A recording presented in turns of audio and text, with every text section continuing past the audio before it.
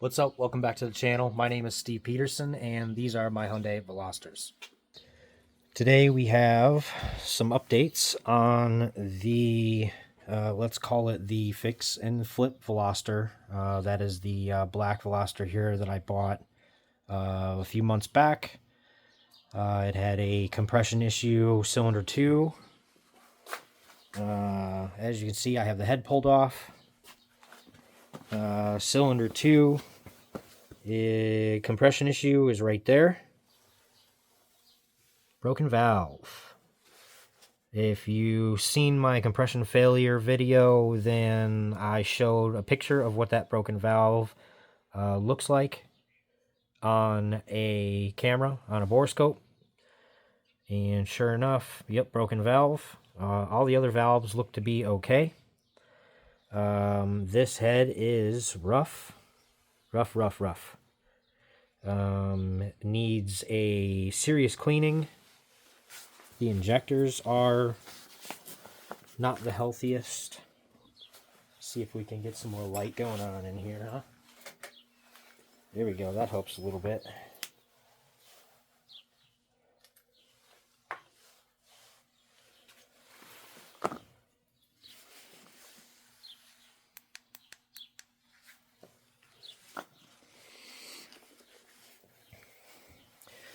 So here we have on the underside. So this is the side of the head that meets the top of the bottom half of the engine here. This is your valve, combustion chamber, valves, intake and exhaust, and your injectors. So this is why they call it a GDI. That right there is kind of hard to see, but that little guy right there is a fuel injector, or at least the tip of the fuel injector. And you can see how clogged that whole area is and how clogged that injector is. That's just on that cylinder. I'll bump over here and get you looking at that one. There we go. You can see that one, there's barely any fuel able to spray out of that. We go over here to the next one. Same thing. These injectors are rough. Oh man, so bad. Look at all the carbon that's built up around there. So, obviously this engine was running rich. Hi, Fuzz. What's up, dude? Obviously, this engine was running extremely rich to compensate for the clogged injectors. You can see all three of these cylinders are like wet, like moist around the around the injector hole area, and then really like the rest of the combustion chamber, especially this one you can see. So I mean, no wonder why a valve got blown to pieces, because there was a ton of extra fuel getting dumped, trying to compensate for the clogged injectors, probably, I'm guessing. I mean, you can even see, you can't, maybe you can, all the way down into the spark plug hole, it's all wet. So, just really bad. This engine was not running healthy at all. Obviously needed a fuel injection. Probably just replace all four of these. These injectors are terrible.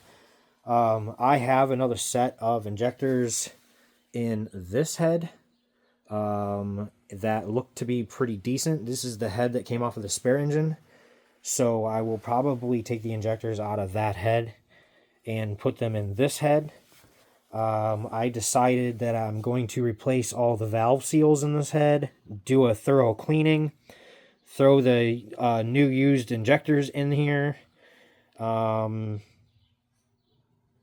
clean as much of this head up as I possibly can. I mean, I'm going to try to make it like spotless.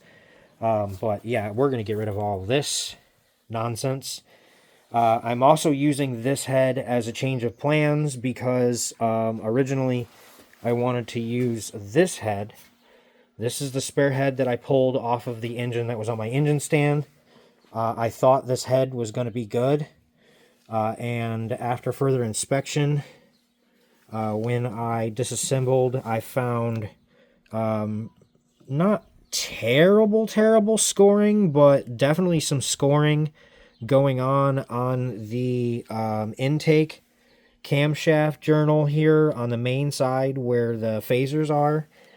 You can see, maybe this side will give you a little bit better kind of an angle of it. There we go. So you can see how scored that cam journal is. And that's just the bottom half. The upper half is just as bad. And then this one wasn't too bad, but still scored up a little bit. So because of that, and because the cams that came out of this head are kind of scored up, I don't think I'm going to use this head. I'm going to basically use a exhaust valve out of this head. I'm just basically going to take one valve out of this head, and we're going to reseat it and hopefully get a nice good seal and basically replace this broken valve here. And then while I'm cleaning this head, obviously I'm going to completely disassemble it and replace all the valve seals. New head gasket, and then we reassemble. I am also, while I have everything apart, going to replace this coolant pipe. On this engine, this coolant pipe is really rusty. This was a Wisconsin car, so it came from a very rusty state. Matter of fact, you can see when I removed the turbo, I literally didn't even touch the downpipe. I just took the 3 bolts off of where the 90-degree elbow meets the turbo, because getting those off was way easier than trying to deal with the rusty hardware holding the downpipe into this car. So yeah, we did it that way. We just left the the downpipe and the 90 all in here, and I took it out that way. The turbo is still in good condition. 150,000 miles, original turbo, it looks like. There is like no shaft play. There's no scoring at all.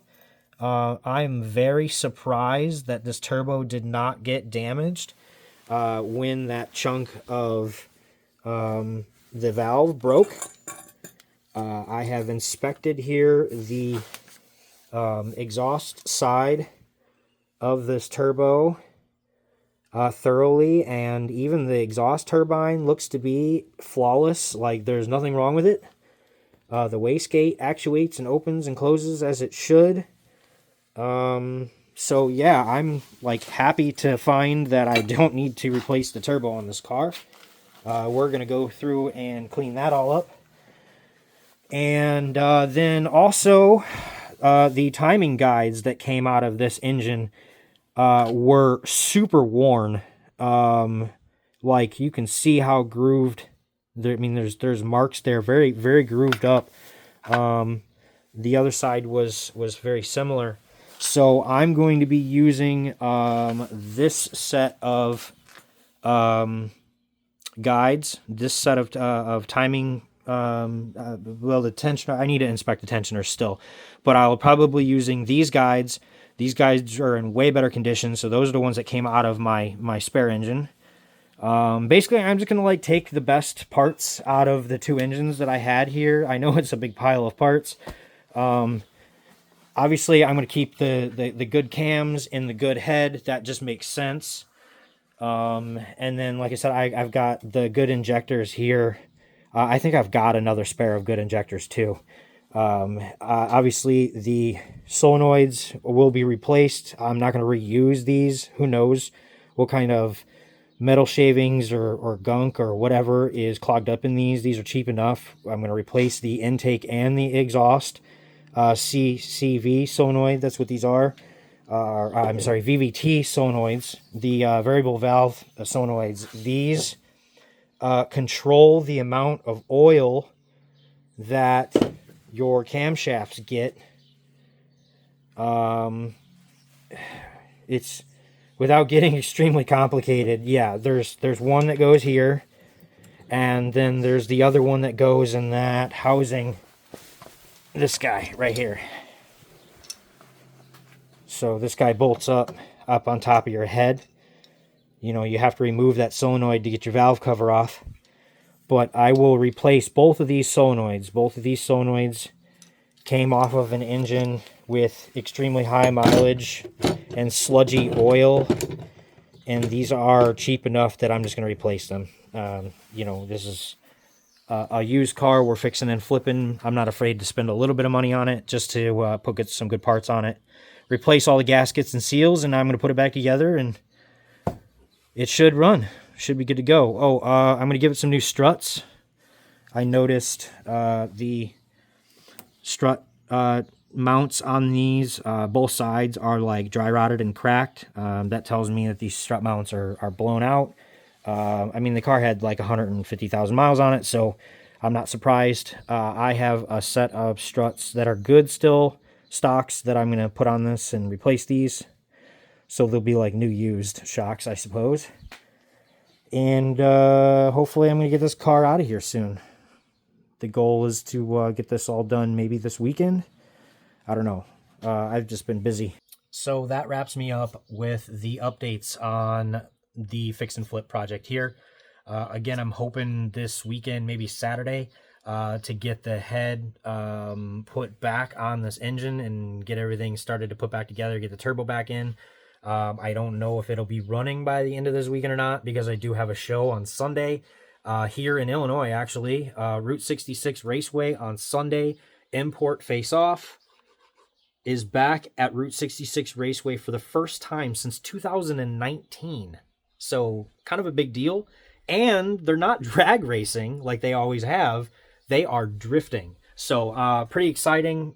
First time Import Face Off has ever drifted or hosted a drift event at Route 66.